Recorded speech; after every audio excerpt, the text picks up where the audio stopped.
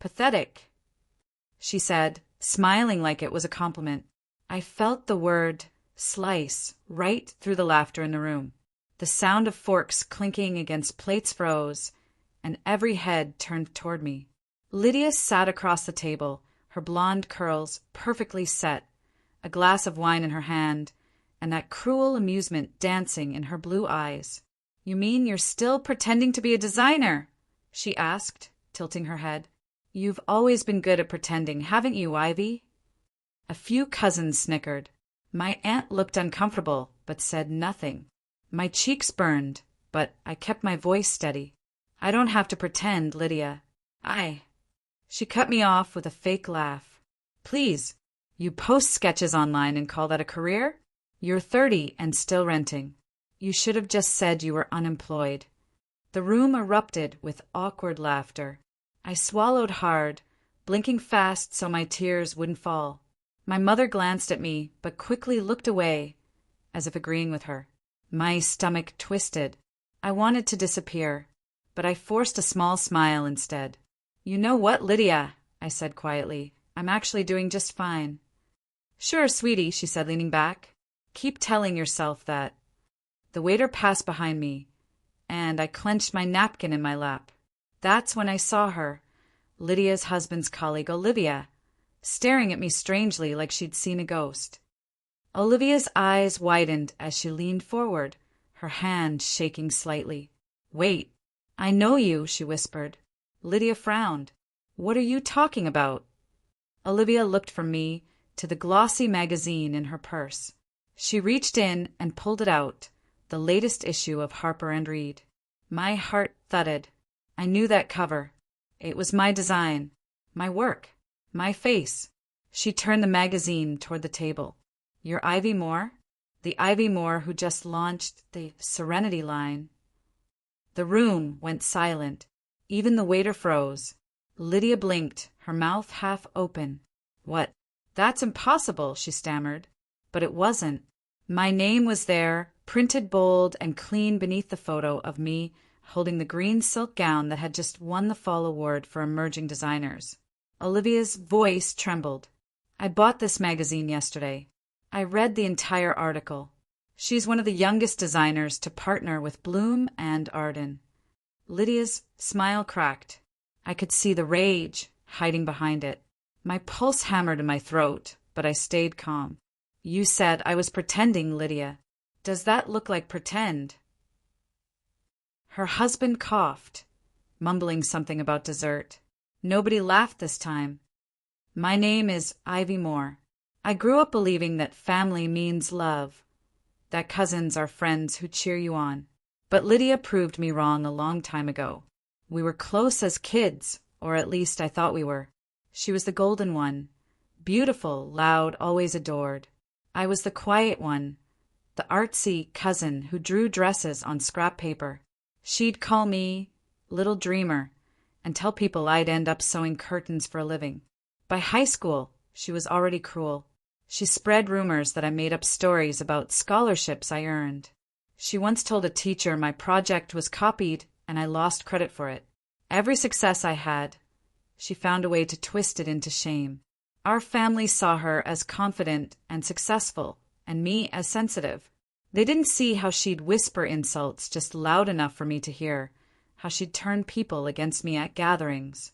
When she got married young, she bragged endlessly about her perfect life. When I struggled to start my design career, she'd call to check in, asking if I'd finally found a real job. I learned to stay silent, to smile through humiliation, to focus on my dream instead of revenge. But now, watching her face pale across that dinner table, I realized silence was my greatest weapon all along. After that night, the video spread. Someone at the restaurant had filmed Lydia's cruel comments and Olivia's stunned reaction when she showed the magazine. Within a week, it was everywhere on social media. Cousin calls designer pathetic, instant karma follows. Lydia pretended not to care, but I knew her. She lived for control, for attention. Watching herself humiliate me online, then realizing the world was laughing at her, not with her, must have been torture. But I didn't post it. I didn't even comment. I just watched quietly as people defended me. Poor girl. She stayed so calm. That cousin needs therapy. It wasn't revenge, not yet. That was just justice, starting to stir. Behind the scenes, Lydia was unraveling. My aunt called to say Lydia had been misunderstood, and that I should help fix her reputation. I almost laughed. For years, she had painted me as pathetic, lazy, and fake. Now, her own lies had become her prison. Still, I wasn't done. There were years of pain she'd never been forced to feel, and I knew exactly how to make her feel it, slowly. A month later, Lydia invited me for coffee.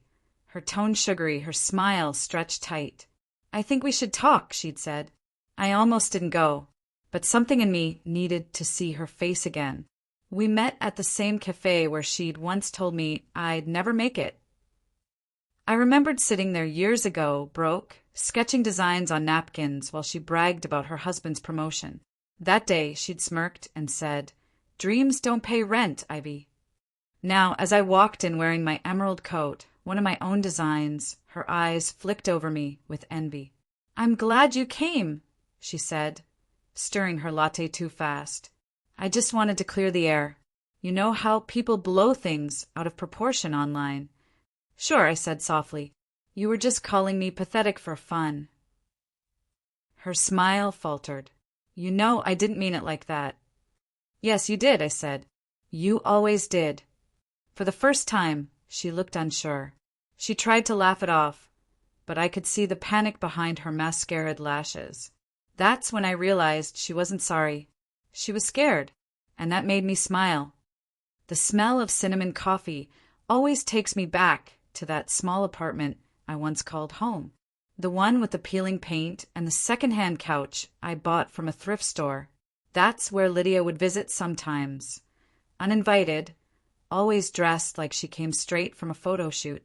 I remember one afternoon clearly. I was working on my first collection. Sketches scattered on the table, thread spools rolling onto the floor. Lydia looked around, nose wrinkled. "This is where you work," she said, stepping over a fabric roll. Wow, cozy in a tragic kind of way. I laughed weakly. "It's temporary. I'm building something." She smiled, but it wasn't kind. "Ivy, you've been building something since high school. Maybe you're just not meant for big things." She said it so softly that for a second I almost believed it was concern. That's how she worked. Her cruelty, always wrapped in silk. Before she left, she hugged me, whispering, "Don't set yourself up for disappointment, okay? You're too sensitive for failure." When the door closed, I sat on the floor surrounded by sketches and felt my chest ache. That night, I almost threw them all away. Years later, she showed up at my first small showcase, uninvited again. I had rented a tiny gallery space downtown. The walls smelled faintly of fresh paint, and my designs hung on simple wooden mannequins. It was humble, but it was mine. I still remember how she looked walking in, tall, radiant, dripping with confidence. Her red lipstick was perfect. Her smirk sharper than any blade. "Wow," she said, looking around. "It's cute." The word cute landed like a slap. She touched one of my dresses, her fingers sliding over the fabric. "You made this? That's brave.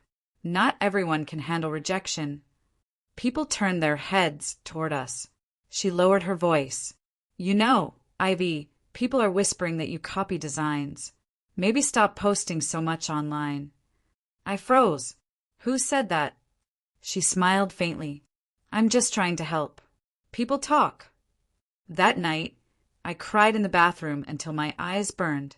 2 weeks later, my investor backed out. He said there were concerns about originality.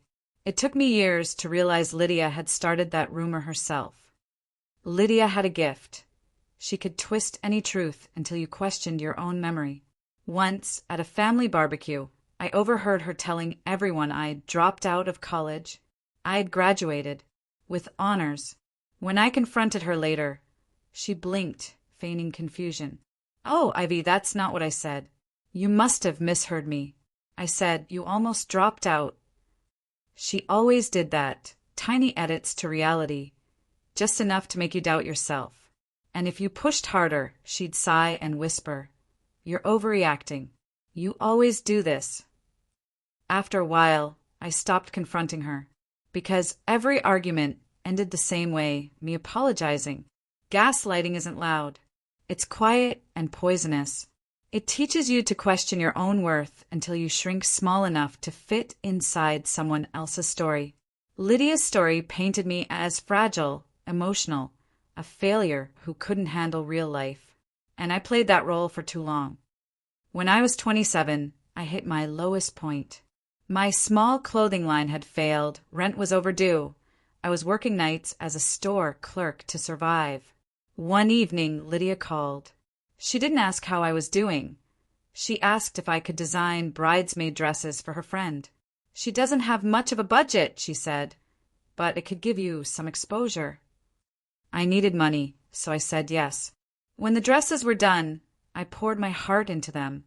Hand-stitched details, soft lace, muted pastels. They were beautiful. Lydia collected them without a word. A week later, I saw her friends' wedding photos online. The dresses looked stunning, but my name wasn't mentioned anywhere. When I asked, Lydia laughed. "Oh, come on. You should be grateful she even used them. Exposure is worth more than credit sometimes." Something inside me cracked that day. Not loudly, just a quiet snap of something that used to believe she'd ever respect me. It was a rainy night when everything began to shift. I was sitting by the window, watching droplets trace patterns on the glass, feeling utterly invisible. My hands were raw from sewing, my heart heavier than the storm outside. Then my phone buzzed an email.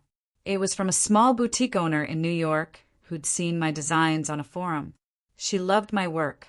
She wanted to meet. I stared at the screen for a long time before whispering, "Please, let this be real."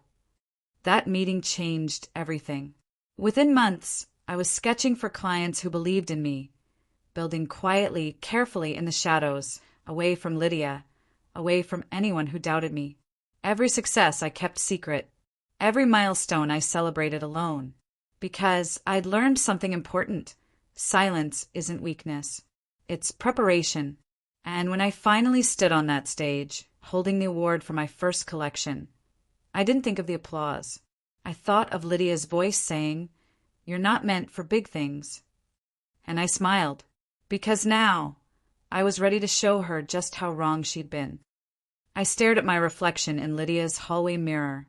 Hollow eyes, skin pale under the golden light. I'd come to borrow her car for a quick interview downtown, my old one still in the shop. "You're not wearing that, are you?" Lydia's voice sliced through the air, smooth but soaked in disdain. "You look like you're going to clean houses, not get hired." Her husband, Miles, glanced up from the couch, pretending to read his phone. He smirked. I swallowed hard. "It's all I have," I murmured. Lydia's laugh was soft, syrupy, dangerous. "You really should have planned your life better, Ivy. You're too sensitive for the real world." She adjusted her silk robe, eyes gleaming. "But don't worry, sweetie. Family looks after family." She tossed me the keys like she was tossing scraps to a stray. "Be careful," she added sweetly. "Wouldn't want you to embarrass yourself again." Her words landed like tiny knives, but I forced a smile. "Thank you, Lydia." I turned away before she could see my tears, or the small, trembling crack forming inside me. The interview went terribly. My nerves made my voice shake, and when they asked about references, I hesitated. Lydia had promised she'd handle it. But later, I found out she never answered their call. When I got back, she was on the phone laughing. "Yes, she's family," she said lightly. Sweet, but not exactly reliable. Her tone was honeyed, but I could hear the poison in it. I froze in the doorway. She met my eyes, smiled, and didn't stop talking. "Yes, she's just going through a phase. I'm helping her where I can." Each word felt like a slap. Carefully crafted pity disguised as concern. After she hung up, she sighed theatrically. You didn't tell me they'd call so soon. I was just being honest, Ivy. I don't want you setting yourself up for disappointment. Something inside me broke a little more that night. I sat in my borrowed car for an hour, staring at the steering wheel, whispering, maybe she's right. Maybe I am a disappointment. But somewhere under the exhaustion, a quiet, pulsing thought stirred. Or maybe she wants me to believe that. A week later, Lydia invited me to dinner, her tone leaving no room for refusal. Her home smelled of truffle butter and money, every surface gleaming. She'd invited half the family, a small, smug audience for her performance. Ivy's trying to get back on her feet, Lydia announced over dinner, like she was making a charity speech. It's been tough for her since she left that little cafe job, hasn't it? My stomach twisted. I didn't leave, the owner. Oh, don't defend yourself, darling. Her hand landed lightly on mine, nails sharp as her smile. We all make mistakes. The room fell quiet. Someone muttered, such a shame. You were always the shy one. Lydia's eyes glittered. She's always had a kind heart, though.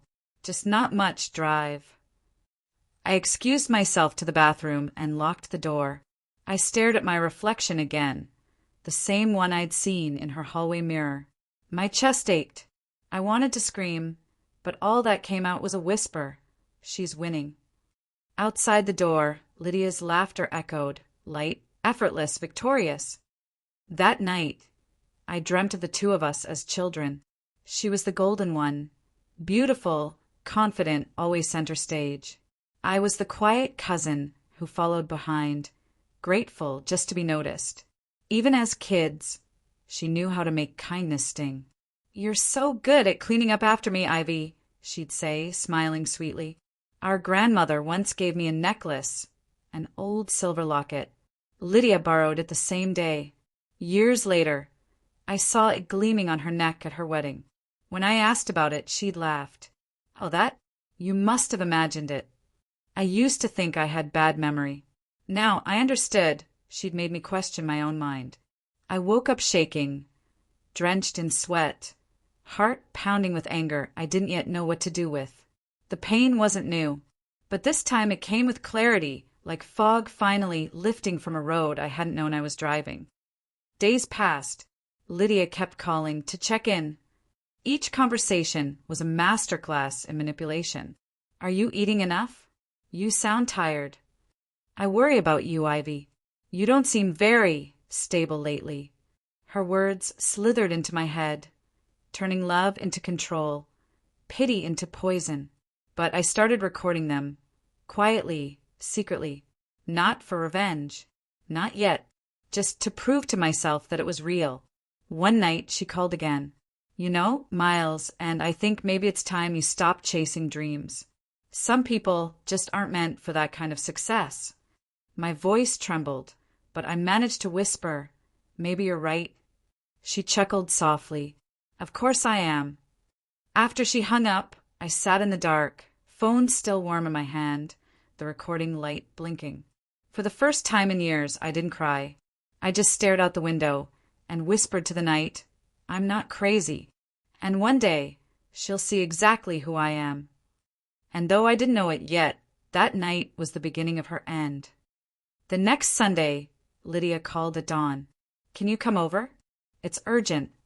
Her voice was velvet over blades. I didn't hesitate. I still moved when she snapped. Her house smelled of fresh croissants and control. She stood by the window, robe tied too tight, pretending to be frazzled. Miles invited his boss. I need help setting the table. You don't mind, do you? Of course I minded, but I smiled. No, it's fine. She watched me arrange the silverware, eyes sharp as glass. You always were the quiet type. People like you fade into background. Her words stung. She took a sip of coffee, red lips curving. Still, it's sweet that you try. When the guests arrived, she introduced me like a pet. This is my cousin Ivy. She's between jobs right now, bless her heart. Laughter flickered around the table. My cheeks burned. Then Lydia leaned close and whispered, "Smile, darling. You don't want them to pity you more than they already do." Her perfume, jasmine and something cruel, filled my lungs. And for the first time, I looked her dead in the eyes and didn't look away. That evening, she cornered me by the kitchen sink, voice low. "You made me look foolish, Ivy. I could see it in their faces. They think I'm cruel." I froze, dish towel in hand. "Maybe because you—" "Because I what? Helped you? Took you in? Let you drive my car? You're ungrateful." She was so close I could feel her breath, warm and venomous. "Do you know what you'd be without me? Nothing." Her words echoed off the tiles. I tried to swallow, but my throat was dry. "I've always protected you," she said softly, almost tender. "But if you keep testing me, I might stop." Her tone sent a shiver through me. Not fear this time, but realization. Protection had never been her gift. It was her leash. When she turned away, I gripped the counter until my knuckles turned white. The rage felt wrong in my chest, new, dangerous, alive, and I didn't try to push it down. A week later, I ran into Lydia at the grocery store. She was dressed in cream silk, heels clicking, radiating perfection. I wore my old cardigan and held a basket of discounted soup cans. "Ivy," she sang, loud enough for nearby shoppers to turn. "Still job hunting?" Every word was a performance. I nodded, forcing a smile. She tilted her head. "You know, sometimes I think you enjoy playing the victim. It gets you attention." Her eyes gleamed. "People like pity. You've gotten very good at earning it." My fingers clenched around the basket handle. Around us, fluorescent lights hummed, casting her in cold brightness. "You don't have to humiliate me everywhere," I whispered. "Oh, sweetheart," she cooed.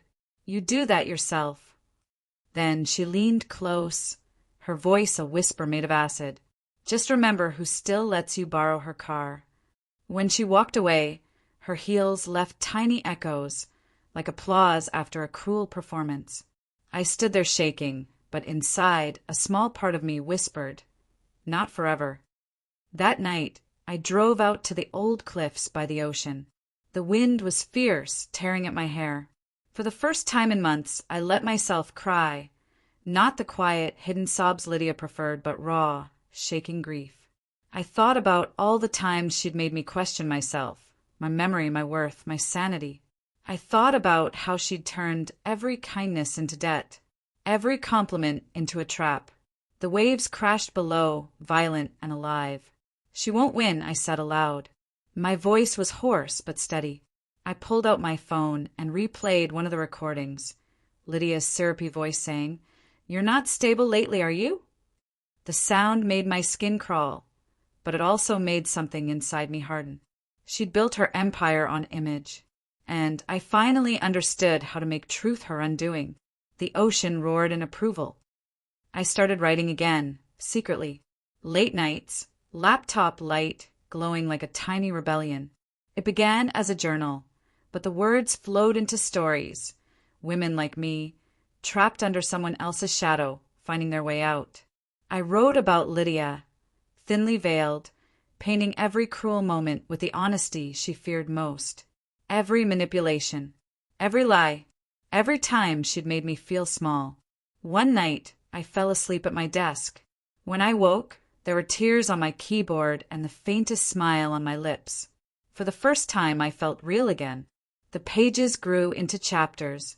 The chapters became a manuscript. The manuscript became a confession, raw, visceral, true. I titled it, "The Mirror's Lie." Lydia called that morning. "You sound different," she said, suspicious. "What are you up to?" "Just writing," I replied softly. Her laugh was sharp. "Writing? About what?" "Fairy tales for failures." Her cruelty didn't sting this time. "Something like that," I said, and hung up before she could speak again. I didn't know it then, but those words, "something like that," would come back to haunt her. The months that followed blurred together. Rewrites, agent meetings, publisher negotiations. I kept everything secret, locked away from Lydia's reach, hidden in the shadows where she couldn't poison it. 6 months after I'd started writing, my debut novel was accepted for publication. The publisher loved it. They called it a raw, unflinching portrait of family trauma and the quiet power of truth. I didn't tell anyone, not yet. Not my family. Not Lydia. Not even myself, really. I was afraid that speaking it aloud would shatter it, like saying a wish out loud breaks its magic. I just kept quiet, kept working, kept preparing for the moment when silence would no longer be my shield, it would be my sword. The air in Lydia's house always smelled like money. Eucalyptus candles, polished wood, and tension. I hadn't been there in weeks, but her text arrived that morning. Family brunch. Don't embarrass yourself. Be early. I almost didn't go, but something inside whispered, go. See it through. When I stepped inside, Lydia's eyes scanned me from head to toe. You finally bought clothes that fit, she said sweetly. Still using my car? Her husband chuckled. The table was full. Cousins, aunts, people who remembered my silence more than my face. Lydia poured champagne, clinking her glass. To family, she said, her smile stretched tight. To loyalty. To knowing your place. My stomach twisted, but I smiled back. To knowing your worth. Her brow twitched, the first crack. After brunch.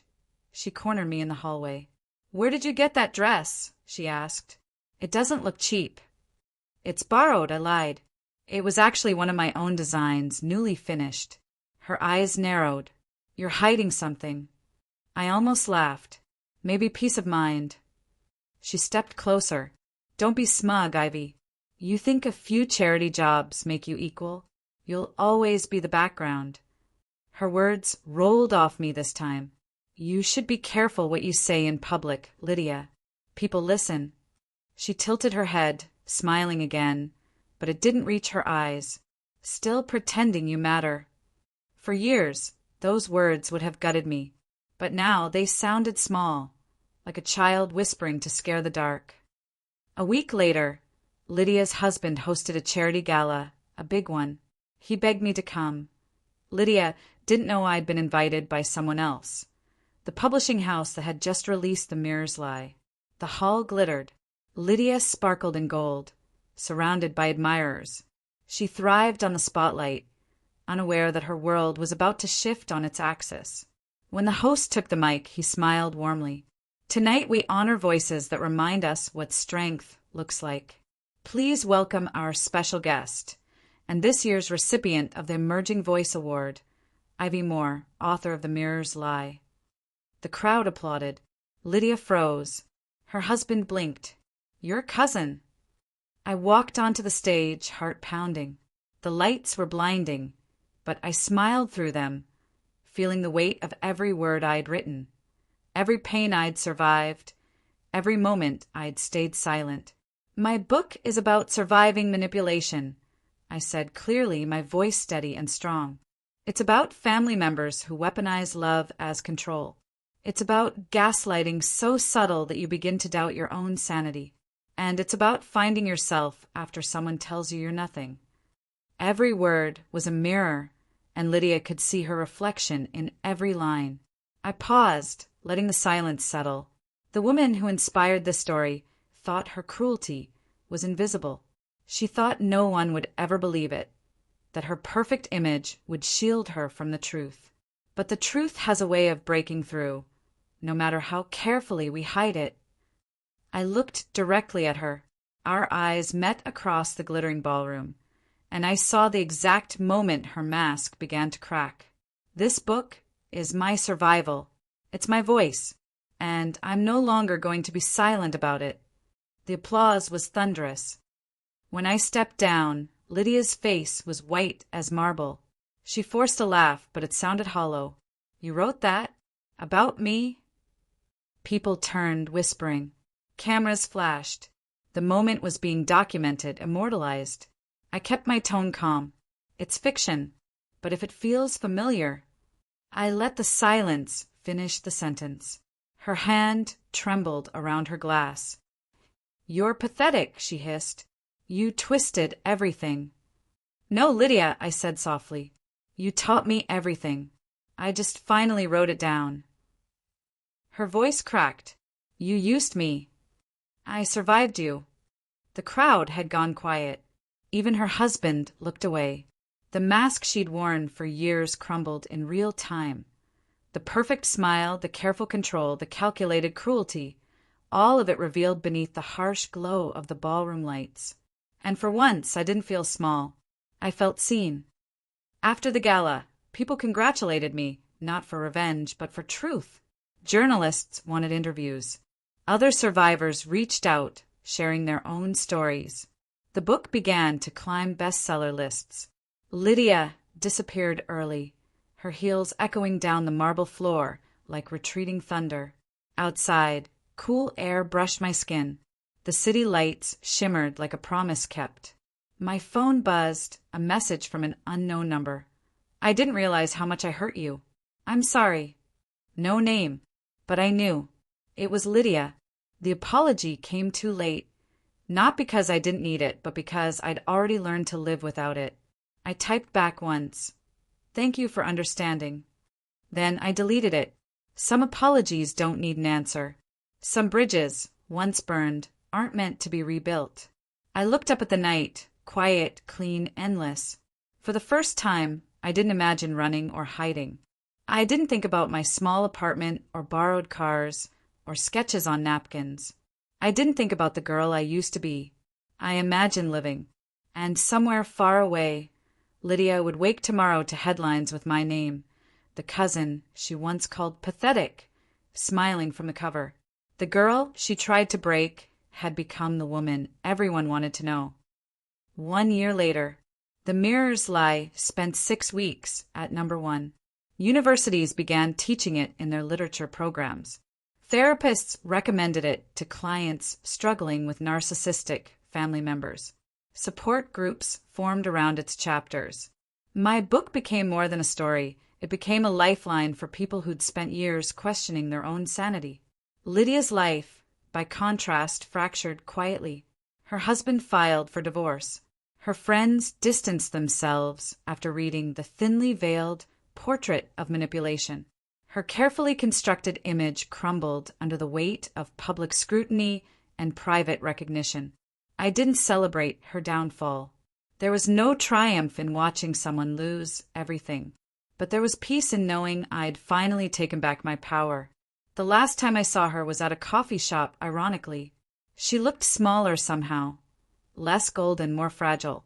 Our eyes met for a moment, and I saw something I'd never seen before. Regret. I didn't smile. I didn't speak. I simply nodded, an acknowledgement of what had been, and what could never be repaired. Then I walked out into the sunshine, my phone buzzing with messages from readers whose lives had been changed by my words. Women who'd finally left their toxic relationships. People who'd finally stood up to their abusers. Families who'd finally spoken the truth. My silence had become their permission slip, and that was worth more than any revenge could ever be. Sometimes the people who break you are the ones who teach you how strong you really are. I used to think survival meant staying small, that peace came from silence, from keeping the peace, no matter how much it cost me. Lydia made me believe that love had to hurt, that family could only exist if I kept folding myself smaller to fit her shadow. But standing on that stage, hearing my name called, watching the truth strip her mask away, I finally understood. Peace isn't found in silence. It's found in finally speaking. Lydia lost her power the moment I stopped needing her approval. She taught me cruelty disguised as care. I answered with honesty, wrapped in grace. I didn't destroy her. She did that herself, one lie, one insult, one manipulation at a time. I just stopped helping her hide it. Now, when I look at my reflection, I don't see the girl she broke. I see the woman who learned to rise, quietly, fully, and beautifully free. The girl who sketched on napkins became the artist who changed the world. The woman who was told she was pathetic became the author everyone was reading. And Lydia learned too late that some mirrors cannot lie, they can only reveal the truth we've tried so hard to hide.